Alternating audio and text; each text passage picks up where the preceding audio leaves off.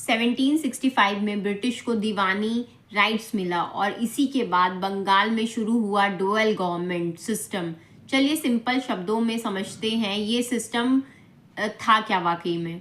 Dual government का मतलब होता है सरकार दो लोग चलाएंगे। बंगाल में दीवानी यानी टैक्स कलेक्शन ब्रिटिश के पास था और निजामत यानी लॉ एंड ऑर्डर नवाब के पास। दिखने में नवाब रूल कर रहे थे पर असली कंट्रोल ब्रिटिश का था। तो ब्रिटिश की चालाकी क्या थी वो भी समझ लेते हैं। ब्रिटिश ओपन रूल नहीं दिखाना चाहते थे, वो बस टैक्स लेना चाहते थे, पर फेमाइन लॉ एंड ऑर्डर या पब्लिक प्रॉब्लम्स की जिम्मेदारी नहीं चाहते थे। इसलिए उन्होंने एक ऐसा सिस्टम बनाया जिसमें पैसा उनके पास हो और जिम्मेदारी नवाब के पास। तो इसका इम्पैक्ट क्या पड़ा लोगों के ऊपर, इसका इम्पैक्ट क्या पड़ा, क्या असर पड़ा।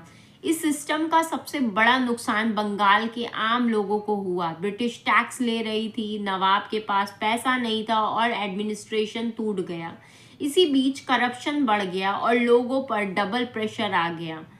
तो इससे क्या हुआ, फेमाइन बढ़ा। सबसे बड़ा डिसास्टर 1770 का बंगाल का फेमाइन था। करीब 1 करोड़ लोग मर गए। ब्रिटिश ने टैक्स नहीं कम किया और नवाब कुछ नहीं कर पाए। इस फेमाइन ने प्रूव कर दिया कि डुअल गवर्नमेंट सिस्टम पूरी तरह फेल हो चुका था। तो वो डुअल गवर्नमेंट का एंड कब हुआ? फाइनली 1772 में वॉरेन हेस्टिंग ने डुअल गवर्नमेंट को ख़त्म कर दिया।